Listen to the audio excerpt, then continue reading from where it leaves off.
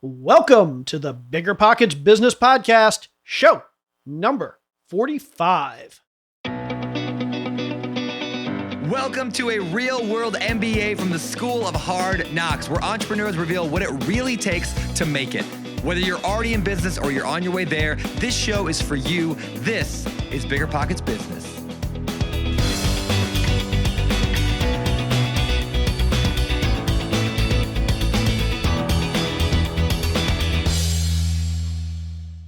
How's it going, everybody? I'm Jay Scott. I'm your co-host for the BiggerPockets Business Podcast. And once again this week, I'm here with my lovely co-host, Mrs. Carol Scott. How's it going today, Carol?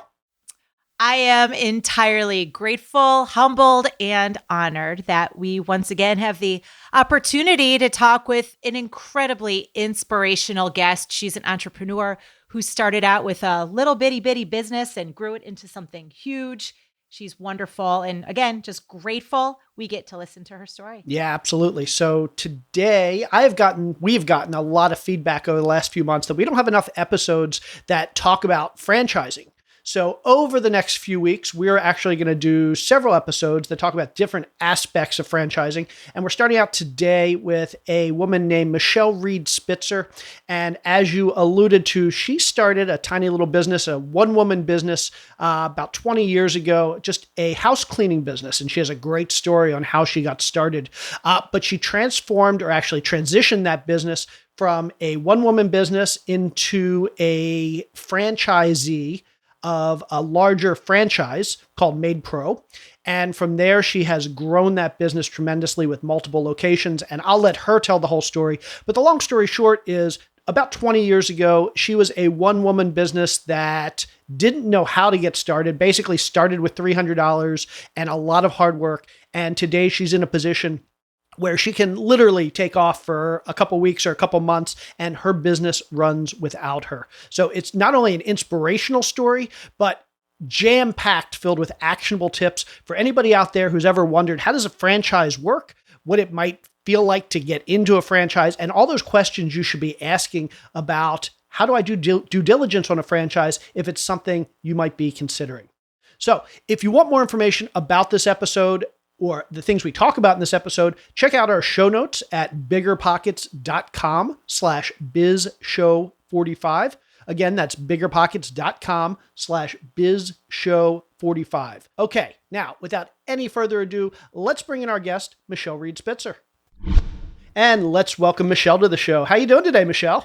I'm great. Thank you for having me. Thank you so much for being here. Jay, look at that. I cut you off already. It's like, what? I'm just so good at that. It's awful. But Michelle, we are so excited that you're here with us. You have such a great story and you have so much to teach our listeners. So thank you for joining us today. Oh, I'm thrilled to be here. Yeah, I know we have a lot of listeners. I've gotten a lot of requests over the last few months about, hey, you need to talk about franchising and you need to have somebody on that can help us figure out how this whole franchising thing works. And so today is the first episode in a couple that we're going to have about franchising, and you can provide just a great perspective. So I'm not going to spoil the story. I'm going to let you start at the beginning. So tell us a little bit about how you kind of got into the business you're in and how you got to the point where you were ready to start a franchise.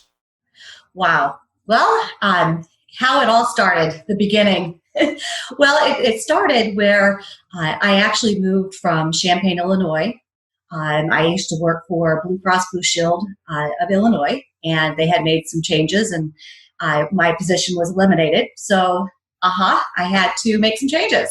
So I decided to relocate to Florida, Naples area, because that's where my family had moved prior. So I'd already visited the area quite frequently, and decided to make a new start. With my mom's encouragement, she encouraged me to finish my Stop and Start college program. And so I decided to enroll at International College at the time, now known as Hodges University, to finish my college program.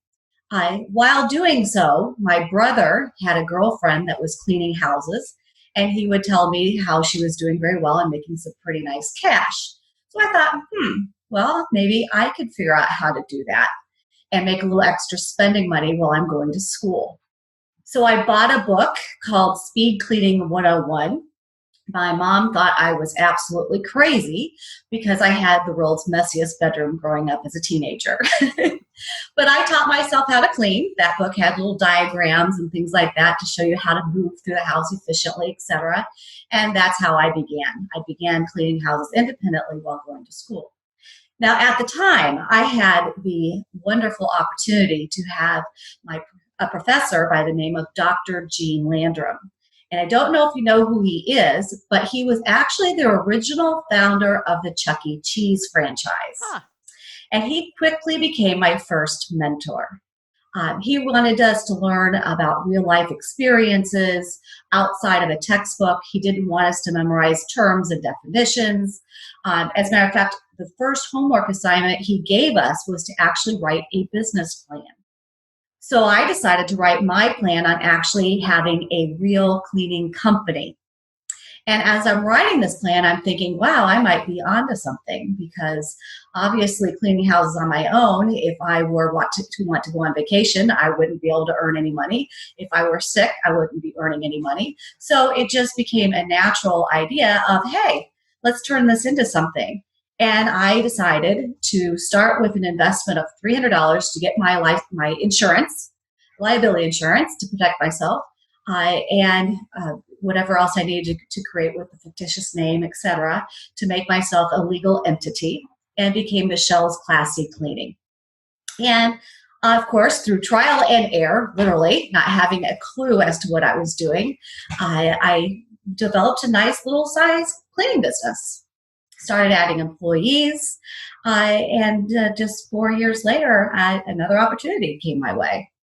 That's awesome. That is a great intro. Thank you, Michelle. I love that. And there are so many things that I want to dig into in there. There's one in particular that I think, there are so many in particular, but one I want to dig into right now. You mentioned that you had a mentor who was, it sounds like, the founder of Chuck E. Cheese. Did I capture that correctly? That is correct. I think I've learned, and several other of our guests have talked about how crucially important it is to find that right mentor. How did you find this person? And can you give some tips to our listeners about how they would go about doing that, finding the right mentor that's going to steer you in the right direction to really put your entrepreneurial journey where you need it to be?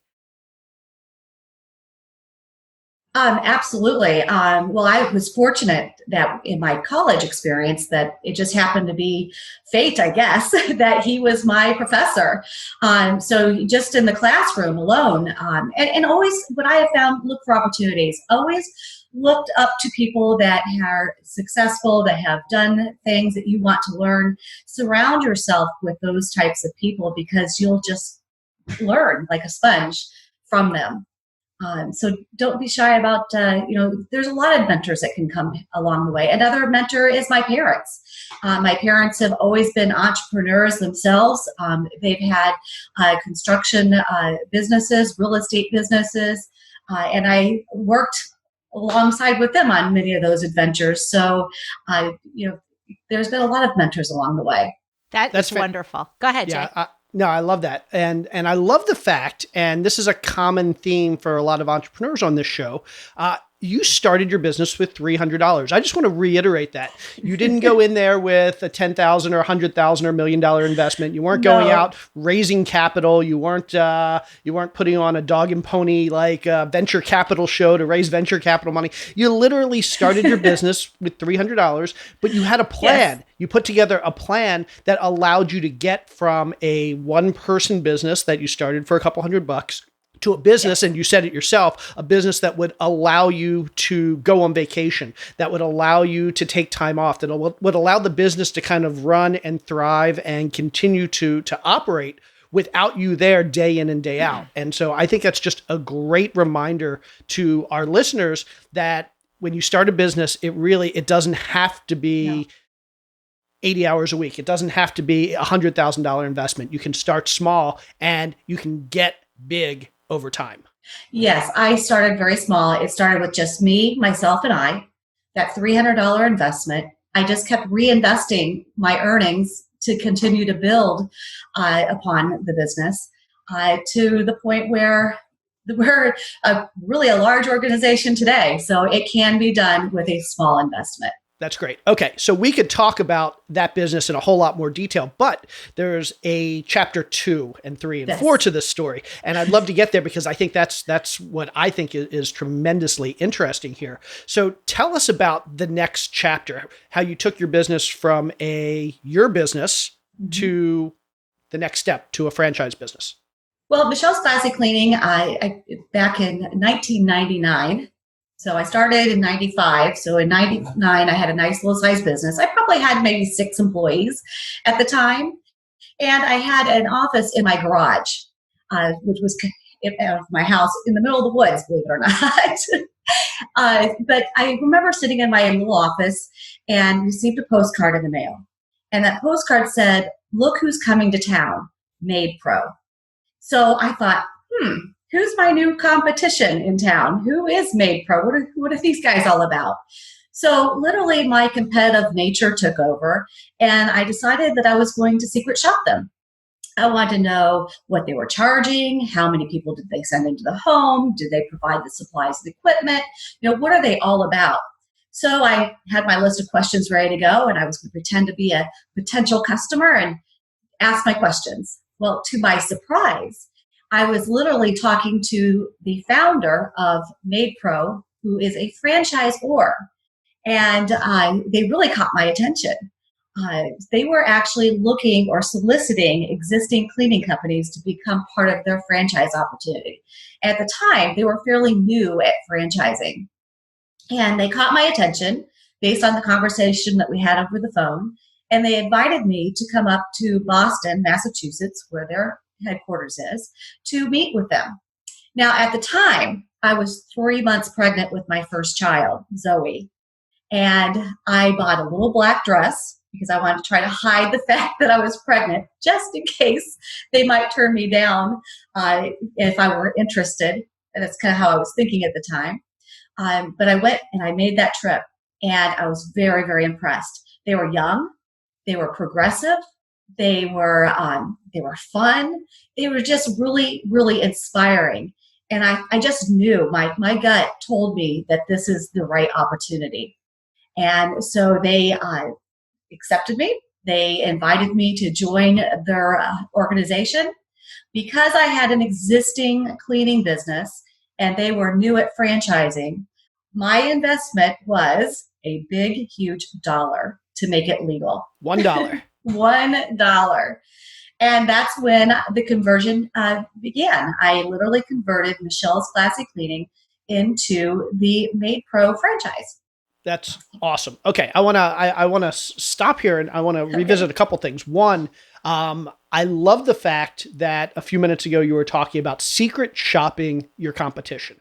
Yes. And you kind of just glossed over that, like, this is obvious and it's just something you do. But this is something that I think a lot of entrepreneurs don't think about. And it's such a great opportunity to go out there and figure out what you need to do to differentiate, to figure out what you need to do to get an advantage over your competitors. So many of us like to avoid our competition or just be mad at our competition.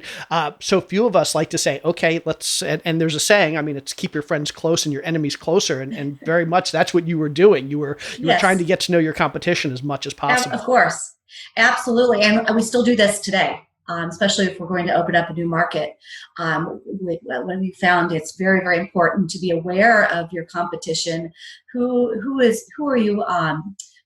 Who are they shopping you against? And you'd be surprised. There are a lot of cleaning companies out there that are really lacking the professionalism that MaidPro has. And it really is an eye-awakening experience to know what others are charging, how they present themselves over the telephone, and making sure that you're 10 steps ahead of them.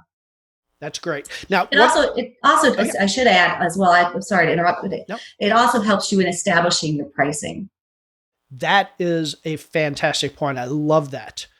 Okay, I want to discuss one other thing because I think this is something that may be confusing to some of our listeners who aren't familiar with franchising. But you mentioned that you turned your company into a MaidPro franchise for $1. So yes. That doesn't mean that you spent $1 and now you're making all the money. Can you talk a little bit about just how a franchise works, where you're paying the franchisor, the mother company, the headquarters company, and what that dollar meant in the scheme of what you're paying overall? Yes. Now, of course, there's usually when you join a franchise, there is an initial startup fee. I was just in a unique situation or had a unique opportunity where that original investment was only $1. That's very, very rare. However, there is a monthly royalty that is invoiced based on the revenues that you're producing. And in my franchise, and this is something to look for when you are, if you are looking for a franchise to participate with, and the higher the volume that we do in revenue, the lower my royalty percentage is. So there's an incentive to grow. Our royalty structure is actually tiered based on your revenue size. What you're paying for in every dollar of royalty that I pay in my franchise is worth every penny, because they provide me an invaluable amount of support and coaching. They provide me with the branding, the marketing, the online presence, which is huge, and making sure that we have the most up-to-date websites and landing pages, and we can be found through SEO, and they even manage our online presence and reputation, etc. But the royalty dollars are very, very worth every penny that I pay. Excellent. Excellent. So just to clarify, as a franchisor, so you brought to the table, and this is why you only had to pay the dollar instead of an initial upfront fee. You brought an established business, right? So you Yes. brought your client base, you brought your employees, but what the franchise provides to you is the marketing, the branding, the online presence, the ongoing training, the ongoing support, the reputation management, all those more high level things. So they provide kind of almost if you look at it, kind of they provide kind of like the CEO piece of the organization. And then you are the day-to-day management and operations of your franchise. Is that Correct. a good way to establish that? That is correct. And one additional value that they bring is our operating system. That is huge, because having the technology, having the reporting, having the infrastructure to manage your client base, to be able to do your, to manage your key metrics and your key ratios, and know exactly the dollars behind your organization, that is a huge value add as well. Excellent. Excellent. So it sounds like there are a ton of value adds to being a franchisee. Are there any downsides to being a franchisee versus just having your own business? Are there any negatives that people should potentially look out for? Well, in my particular franchise, they provide a lot of flexibility for us to be individual owners, but still have all of the benefits that they offer. Some franchises, now, this is something to watch for. They may be much more strict on where you buy your supplies, who you buy them from, things like that. My particular franchise offers a whole lot more flexibility, which is an advantage. So I personally do not have any downsides that I have experienced. Excellent. So it just sounds like yours in particular, MaidPro, is a really well-run franchise that offers you that autonomy to run the business the way you want to within their guidelines, within their parameters, within their overall brand. That's fantastic. Correct. Fantastic. And so basically you're paying a percentage of your monthly revenue for them to provide the systems, the processes, the software, the branding, some marketing, and so it's kind of like just taking a percentage of your revenue and outsourcing all that work to somebody else. That is correct. That's great. Love that. Okay, so now you have this MaidPro franchise. You're in Naples and you're growing your business. I want to talk a little bit about what that transition was like. So how did you have to, there's work that I assume that goes into having to change your branding. You have customers who know you as your old company, and now they have to learn about you as the new company. And you have to kind of change your website, and you have to wrap your vehicles perhaps, or decal your vehicles. There's a whole bunch of transition there. What was that transition like, going from you being the CEO of your own company to now you're you're underneath another brand? Well, looking back, it was a little scary at first because I'm thinking, oh my gosh, what have I done? Everyone knows me as Michelle's Classy Cleaning, and now all of a sudden I'm presenting MaidPro. I was a little afraid that people might start canceling, but to my surprise, no one did. It was actually a smooth transition. It was basically putting all of the data into the operating system to begin with. And building the schedules in the operating system. That was step number one. And then, of course, back then it was previous to having all of the online, email and so forth. It was more of sending out a letter in the mail back in 1999, just introducing the transition and introducing the brand. And then from there, it was actually setting up a marketing plan for the first time, having a real marketing plan, and just kicking it off with a bang. And it was great. That is awesome. So it sounds like, again, like we're just going to kind of follow the steps through. You started in 1995. By 1999, you were Michelle's Classy Cleaning. You had 6 employees, but how many clients were you cleaning for at that point? I really don't recall. So you had a bunch. Really don't. And then 1999, you went on, you became a MaidPro franchisee. You then grew the business. You put together your marketing plan. You executed on that marketing plan. It's been up and running smoothly. It's growing consistently. You're hiring more employees. You're getting more clients. But you didn't want to stop there, right? You decided you had to acquire even more franchise locations. So 2 pieces of that. Why? Number 1, the why. And number 2, just tell us about how you made that happen.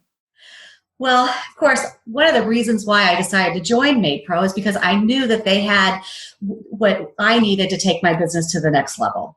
That infrastructure, the branding, the marketing, the employee manual that we never had. I mean, just all of the the operational things that I needed to have in place to take the company to the next level. So it started with Naples. We built out Naples to a mature office. I ended up dividing Naples into adding a second location in Fort Myers, which was just a natural gravitation. Then we added a third location in Marco Island. And today we have 6 locations across Southwest Florida. That Awesome. is so cool. Go ahead. And for those that don't know, so Naples, Fort Myers, Marco Island, that's kind of all in the same kind of 3-4 county area, probably about an hour and a half, 2 hours driving distance, right? Yeah, Fort Myers is about 30 to 45 minutes away. Marco is about 45 minutes away. Those 3 markets were all part of my initial dollar investment. Got it. Okay. But the nice thing here is that you're running multiple locations, multiple cities, but everything is pretty well accessible to you in terms of driving. So if you need to go and work at one of your offices, you can be there in a couple hours. It's not like you have to get on a plane and fly to another state. That's correct. That is correct. It's very easy for me to get to my locations, within just a short drive. So let's talk about that growth process. So I think you were just about to say, and I apologize, I cut you off. You were just about to say that the cost of those franchises, at least a couple of them, was part of your initial franchise fee. So when you were growing, was your thought, I'm going to grow to 3, 4, 5, 6 locations? Or was it, okay, today you wake up and you say, I think I'm ready for another location? Was this well planned, or was it more seat of the pants? And then from a financial perspective, how did you grow? How did you come up with the franchise fee for the next location and the development fees for the next location? Well, what happened is, when I was well established with my Naples office and Fort Myers office, I actually had a phone call from MaidPro Corporate telling me that they had someone that was interested in buying the Sarasota territory. And I had always had my eye on Sarasota because I thought it would be a great market, very similar to the Naples area, and quite honestly, has the potential to do even more than the Naples, more of a volume in Naples because there's even more people in the demographic that we service. So I exercised my first right of refusal, and I bought the territory probably sometime around 2004, 2005. And so I took advantage of at least buying the zip codes is what I did. So you buy a certain number of qualified households within those zip codes to secure my interests. Now, I didn't open that office right away. I sat on it for a while. And I'm actually kind of glad I did, because that's when we ended up going through that big recession. And that happened shortly after I made that investment into the Sarasota area. Okay, so just to translate to make sure I understand it, first you had what's called a right of first refusal, which means when MaidPro decides they want to expand into a new area that's near you, they have to come to you first, and you can say either I want it, and if you want it, it's yours, or I don't want it, in which case they can sell it to somebody else. That is correct. Okay, so that's the first piece, that right of first refusal. So they did that. You said, I want Sarasota. I want that. And then they allocate to you, you said, a certain number of households. So the way the franchise defines it, your location, your territory isn't necessarily based on geographic boundaries. It's not based on zip code. It's not based on city lines, anything like that. It's based on a certain number of households in a certain area. Well, the fee is based on the number of qualified households. I understand. Within those specific zip codes. Got it. So if the city were bigger, you'd pay more. If the city were smaller, you'd pay less. Basically, your opportunity, your potential opportunity defines the cost of you buying that franchise. That's correct. That is correct. Got it. And so, okay, so thank you for that. So, but then you decided to wait on Sarasota. You locked it up. You said, I'm going to pay for it. I'm going to hold on to it. And it's kind of like a longer term investment. I'm not going to open it yet, but you definitely want to have it under your control. Yes. Okay. That is correct. So the day came when I was ready to make that office. And I opened an office. I hired a branch manager, basically took everything I knew from the other 3 locations and just duplicated it into the Sarasota area. I mean, everything looks the same office layout, the same infrastructure. As a matter of fact, what makes this whole thing work so well is all of the phone calls for all of my customers are all in my call center in the Naples area.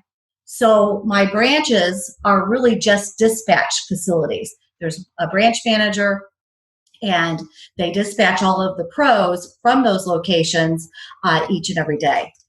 But everything's controlled in the Naples call center with customer service and sales. And that's what's made it work for me. But then I did end up opening the Sarasota branch office, and it's growing very, very nicely. And then I realized I kind of have a hole, because you've got Marco Island, further south, then you have Naples, which is just north of that. Then just north of Naples is Fort Myers. Then we skipped over Punta Gorda and Port Charlotte and went right into Sarasota. So it was just natural for me to say, we're missing out on this little hole on the map, and decided to open up the Port Charlotte office literally just 2 years ago, actually 2 weeks before Hurricane Irma came through. Oh my goodness. That's some crazy timing right there. Yes. That is seriously crazy timing. That was kind of crazy. So that opportunity is growing very, very well. Again, just duplicated what we did in all other 4 locations, hired a branch manager. It's just a dispatch facility. All the customer service and sales is ran through our Naples call center. So it works beautifully. It's really like a cookie cutter process. It really is. And it sounds like you've just done a beautiful job figuring out how to scale rapidly and thoughtfully and strategically, like you said, by having these processes, having these systems, having your centralized sales, marketing, dispatch, et cetera, then in each of your locations, which, by the way, I think that's a really good tip to our listeners, is be really thoughtful and mindful, especially when it comes to geographic considerations. I mean, you saw that geographic gap and it just made perfect sense, it sounds like, to fill in that hole, right? And you were able to do that strategically. And so I don't want to say easily, because starting anything is not easy, but I would suspect as you go on and you open up new location after new location, it probably becomes a little bit easier because you repeat the same process over and over and over. You're following your same system, correct? It's just all about creating that system and duplicating it. So now we've duplicated that system 5 times. And then my franchisor approached me about acquiring an existing MaidPro office, which was a first in the Fort Lauderdale market. There was actually an existing, a previous owner who was actually struggling. He had actually made, this is something I would advise as well when you're wanting to grow your business, is try not to grow it too fast. You do want to be strategic. You don't want to implode. You want to make sure that you've built a successful market that has a foundation before you go open up another new market. Well, there is another MaidPro owner that I think was really hungry and really was extremely aggressive, grew too fast. He was actually running multiple locations in different states. And I think he got in trouble financially. So they asked me if I would be interested in taking over that office. And so I did. I went and I bought it. I called it a MaidPro rescue. Went in, fixed it. I had to, make a lot of infrastructure changes and just duplicate again all the systems and put those systems in place in that Fort Lauderdale office that were in all other 5 markets. And that office I acquired over a year ago, and it's doing very, very well. And that market alone is a huge opportunity because we service all of Broward County and even some of Dade County as well. Okay, so this actually brings to mind a question that goes back to what we were talking about. You had 5 locations that were kind of all contiguous. They were attached areas. You could drive from one place in the south to 2.5 hours north, and every place you were driving, you had locations. But now you're moving to Fort Lauderdale. And again, for those who aren't familiar with Florida geography, Fort Lauderdale is on the other side of the state, the other coast, and it's a good hour and a half from where your home base is. And in between there is basically swampland. So, Yes. So you can't really acquire the area in between. So you now have a gap between kind of your 5 other locations, and now this location that's kind of separate and on its own little island in a way. What kind of challenges did that provide in terms of getting that one up and running? Were there any challenges just based on the physical location of that not being contiguous with the rest of your locations? Well, actually, to get to my Fort Lauderdale office, it's just really a hop on Alligator Alley. And I could be there in an hour and 45 minutes. Basically, the same distance between here and my Sarasota location is an hour and 45 minutes. It's just a different direction. Got it. So I can still get there if I leave early in the morning, I could be there by 8 o'clock if I needed to be. And I usually, how I've set up my infrastructure is I do a lot of Zoom video conference calls with my managers. So on a regular basis, we're always meeting through video conference, which I love technology today. So you don't actually have to be in that physical location to be able to provide great value and great support to your management team. But then I make my rounds every 3 months to each location. So I personally will show up every 3 months, and we do pro recognition breakfasts on a quarterly basis where we'll give away prizes, recognize the team for their great performance. So they win gift cards and cash money, and we make it a lot of fun. So, and that's my chance to check in as well on the physical location, make my presence known, and of course, recognize my team.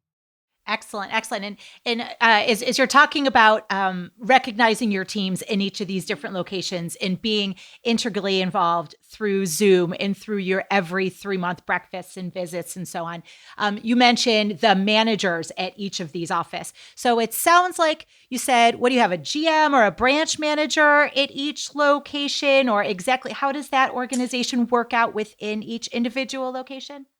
Yeah, each location has a branch manager that actually is in charge of dispatching pros. They're in charge of all the operations within that branch, including recruiting employees, employee retention, and they're also in charge of quality control, making sure that the work that we're doing out in the field, the services that we're providing to our customers are meeting our expectations. Beautiful. So basically at this point, you're a general manager, or let's call it a regional manager. Basically, you oversee all the individual locations, but in theory, they can run without you for a day, a week, a month, maybe even a couple months. You could go on vacation for the next 3 months. You can come talk to us on this podcast, and you don't have to worry about somebody like handing you like some emergency issue in one of your day-to-day operations that you have to deal with anymore. Well, I do. I travel a lot. I can go away. I don't have to be here. My business will run without me. I have an excellent management team. I have including a great management team within my call center in the Naples office. So it really takes a team of great people to allow you to be successful, because you cannot do it yourself. Absolutely not. But what's nice is I can go to a whole other country. I can be out of town. And all of our operating systems are all cloud-based, so I can check in remotely. I can work from anywhere in the world if I wanted to, but I can completely check out at the same time and know that things are running the way I expect them to run. Awesome. Can you talk to us a little bit about what your financials look like? So I don't want you to go into any more detail than you're comfortable with, Sure. but to whatever degree you're comfortable, can you talk a little bit about like how big each of these units are, which one's performing the best, what the revenue might look like? And also, I know our listeners are probably interested, what does a typical revenue model for a franchisor look like? How much are you paying of your monthly revenue to the franchisor? How much are you keeping? How does that whole thing look and structured? Sure. Lots of great questions. Well, first of all, if you don't mind, I'm just going to pull up on my other screen my key ratios report so I have some numbers to look at. First of all, with the 6 locations, we did over $4 million in revenue in 2019. And that's the biggest amount of revenue that we've done. It's a new milestone that we met. So I'm super proud of our team for accomplishing that. So now we're ready to hit our the next goal is to hit 4.5 million for 2020. So there's always goals being set. So we have a vision. We have something to work towards. And one of the great things about my franchisor and the operating software that they provide us is we have tools, which we call our key ratios reports, that will tell me what our benchmarks are and if they're healthy. So this is actually one of the benefits of a franchise, it sounds like. In a typical industry, I might have to go out because I own a company that is it's on my own. Carol owns a company, it's on her own. We're not franchisees.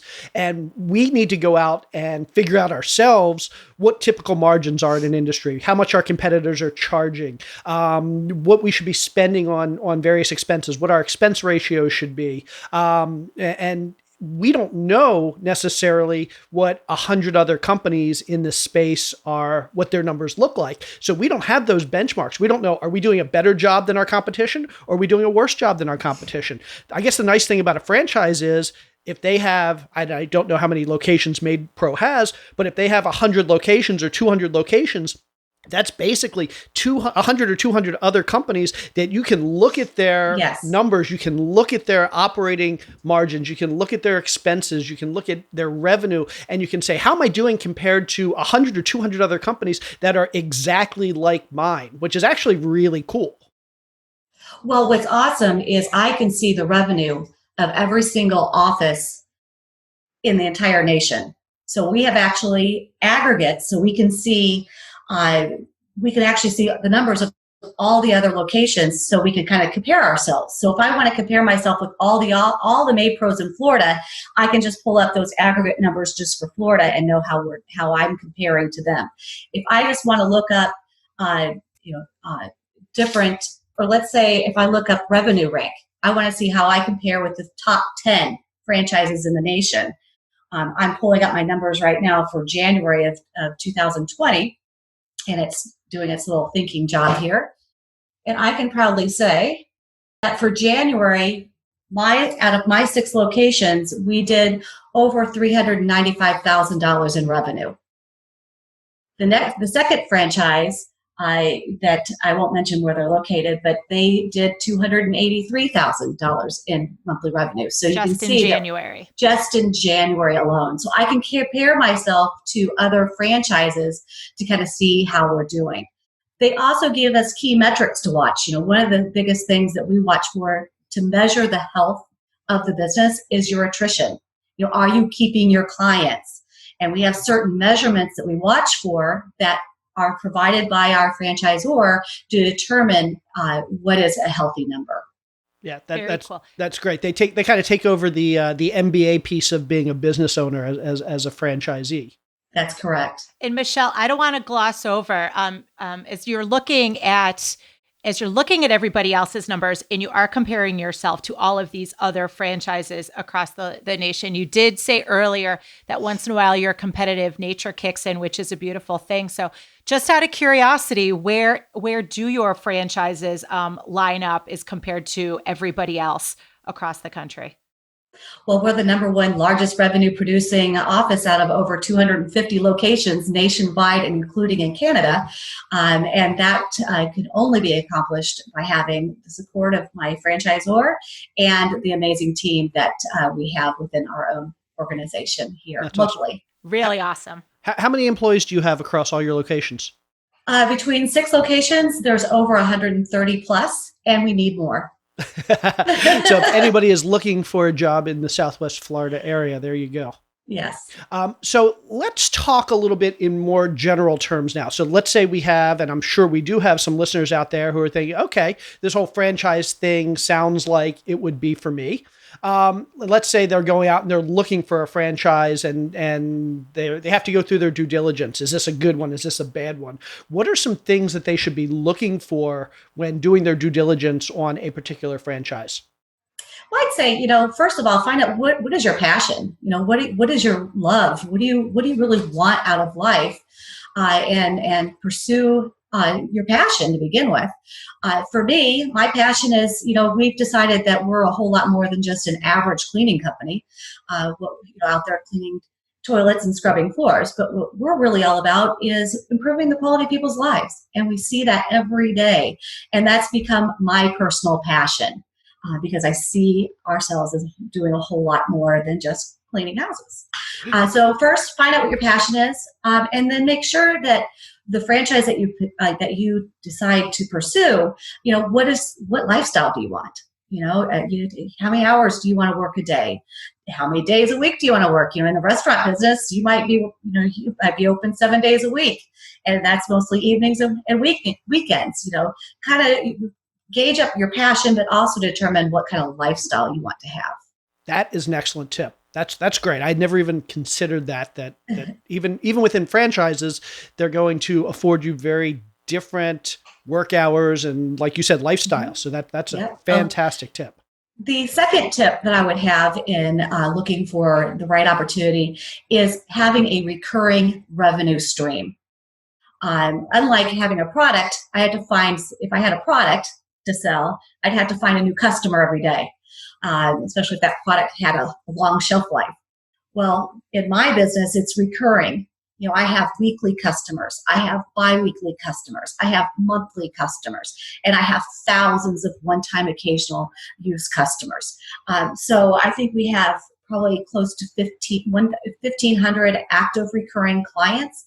So there's a consistent income, a consistent revenue coming in each and every month that we can build upon. And if I'm monitoring my attrition to making sure my attrition is as low as possible, that means I'm keeping my clients, then my net gain builds over time. So looking for something that provides a recurring revenue source is probably another big factor that I would suggest that you look for. That's great. Any red flags that we should be concerned about when looking at a franchise? One of the things, do your due diligence. How many turnovers do they have? Do they have long-term franchise owners, franchisees, or are they having their own attrition problems? Are they turning over franchise owners? And if they are, why? That might be some things to look at to see if there's any red flags. That's great. Love that. Excellent. So I'm curious, is there a path to truly being completely passive in the business, in the industry that you're in the franchise world? So could you essentially put someone else in charge and you basically retire and travel the world with your grown children and take care of your dogs and just do all that fun stuff and just make it truly passive? Or will this be a business just for as long as you're really integrally involved? How does that work?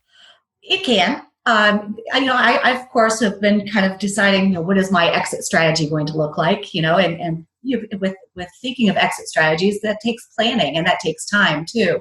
There's a couple different ways of looking at it. Do I want to have my grown kids when they're adults one day? Do I want them to take over, or do I want to sell it?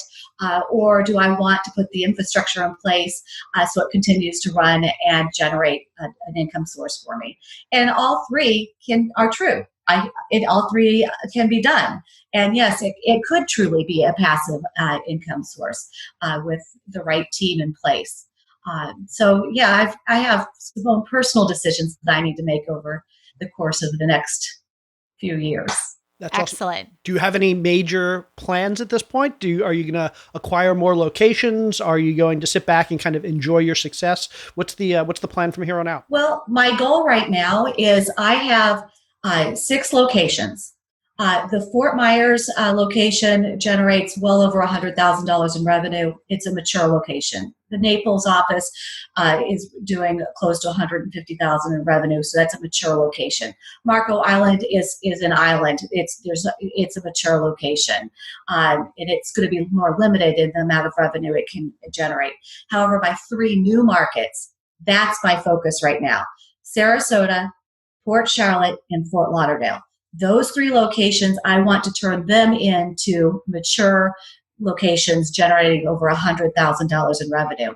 And then once they are at those levels, then I can start thinking about adding another location. Yeah, and that's a great tip right there. I think a lot of us, we get so excited about, I'm going to get 50 locations, or maybe it's just I'm going to get 2 or 3 or 4 locations, whatever that number is for you. And you're so excited about building more locations and saying I have X number of locations that maybe you don't spend enough time actually worrying about the maturity of those locations and growing those locations and making sure each one is really standalone. And I think you saw that, or you gave us an example of that with the Fort Lauderdale location that yes. Another owner came in, bought a bunch of locations in different states and basically couldn't manage them. He got in over his head. And it yes. sounds like you're more focused, or at least enough focused on maturing each location before you grow too quickly. So that's a great tip for our listeners as well. Awesome. Any other tips that you can provide for our listeners that we haven't touched on yet? I just encourage those that if they're thinking of starting their own business, or they're thinking about exploring a franchise opportunity, a lot of people will spend a lot of time just getting ready and they just never get started. You've heard that saying, get ready, aim, fire. Well, my philosophy is just fire, and then get ready along the way, and then do your aiming. Just get started, take action. And the other bit of advice that I like to share, just to give a little inspiration, is really all it takes to be a successful person is just to be an average, ordinary person with an extraordinary amount of determination. Love that. That is, I love the way you just said that. I do too. Michelle, this has been so great. Now we would like to pop into the segment of our show that we call 4 More. And these are 4 rapid fire style questions. We're going to ask you 4 questions.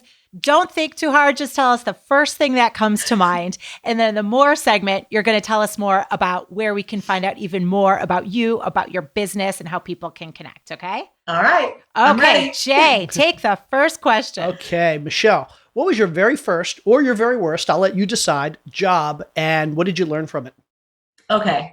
Wow. I got one. My very first cleaning job. This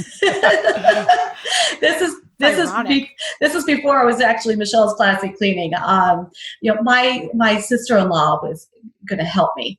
She was kind of thinking about going into business with me, and I had bid on this old abandoned convenient mart down in Marco Island, and I bid $75 for 5 hours worth of work. And that's man hours. That's one person for 5 hours, two people for 2.5 hours each. We were so excited about that first little cleaning job that we had packed up my little Toyota black Celica convertible with all the mops and tools and cleaning supplies, and we were just super psyched. Got in there and started scrubbing and cleaning, and it turned out that the place was really cruddy. It was bad. So it didn't take me long to realize that I had seriously underbid that job. But we finished what seemed like 40 man hours later. We were exhausted. I went to go get paid my $75, and the owners didn't want to pay me. No. No, they wanted me to do the windows too. Now, at a convenience store, you can imagine that's all glass.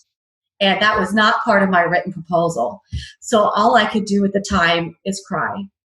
And they must have felt bad enough for me that they went ahead and gave me my $75. And my sister-in-law and I left. We packed the car back up. My sister-in-law looked at me and said, "I'm done. No more. I'm not ever doing this again." And I had to humble my pride and say, okay, well, now I know what not to do next time. What a great lesson to learn, right? What a perfect way to turn that around into something useful and informative. And thank God I didn't quit that day myself, because I would never have been able to touch so many lives today. That is great. Love awesome. Okay, Michelle, I would like to know, what is the first time you realized you truly had an entrepreneurial itch? To tell you the truth, when I was a little girl, I used to sell greeting cards door to door. And I didn't even do it for money. They gave you a catalog of prizes that you could earn depending on how many greeting cards you sold. And so I would pick out my prize that I wanted, and I had to go out and figure out how to sell X number of greeting cards to get enough points to get that prize. And that was my first opportunity. Oh, and the other one was my grandparents had a farm, and they used to let me sell the sweet corn in bushels. And I would sit out on the corner of the yard and sell, instead of selling lemonade, I was selling corn by the bushels. I love it. That is so cool. And P.S., I have not thought about the greeting card catalog in years. Oh my gosh, I totally remember that. That's so cool. Okay, question number 3. This is an easy one. What's your favorite business book or book that you've read recently that our listeners should be reading if they aren't already? Oh my gosh. E-Myth. E-Myth Revisited. Yes. One of my favorite books. For those who haven't read it, it's basically how to put your business on autopilot. And if anybody's ever heard the quote, you should be working on your business, not in it. That's where it comes from. Yes. There you go. Great recommendation. Excellent. Okay. And our fourth question, Michelle, this is one of my favorites. What is something in either your personal or your professional life that you've splurged on along the way that was totally worth it? Well, I absolutely love my Audi S5 red convertible. It is so fun to drive. And that was a big splurge. And I also splurged on my boat because I love going out on the boat. Awesome. Those are 2 awesome Florida Gulf Coast splurges for you right there. Yes. Love it. Best way to get to the island. That's right. Awesome. Michelle, this has been absolutely fantastic. Before we go, I want to get to the more part of the 4 More, and I want to give you an opportunity to tell our listeners where they can find out more about you, where they can find out more about your business, where potentially they can connect with you, and anything else you want to tell us. Wow. Well, you can find us online at maidpro.com. Real simple way to find us. You can also find us on Facebook, MaidPro of Southwest Florida. You can find us there. Definitely reach out to us. We'd love to be able to share further words of wisdom and inspiration. Awesome. Outstanding. Michelle, thank you so much. This was absolutely amazing, so helpful. And I know all of our listeners that have thought about franchising or franchises in the past are really going to love this episode. So thank you again for being here with us. Well, thank you for having me. It's been a true honor. It was awesome, Michelle. Thanks so much. We'll see you soon. We'll talk to you soon. Thank you. Bye-bye. Well, the first thing I need to say about that episode is talking to Michelle before we recorded. This is the first podcast she has ever done. She was so nervous, and she did an absolutely amazing job.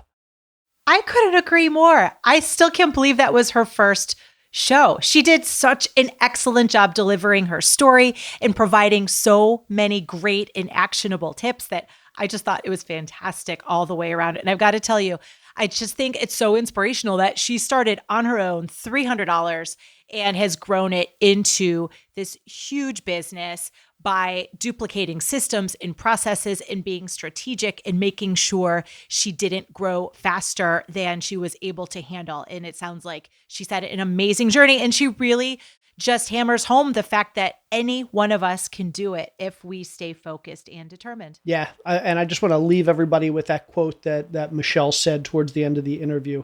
All it takes to be a successful person is just to be an average, ordinary person with an extraordinary amount of determination.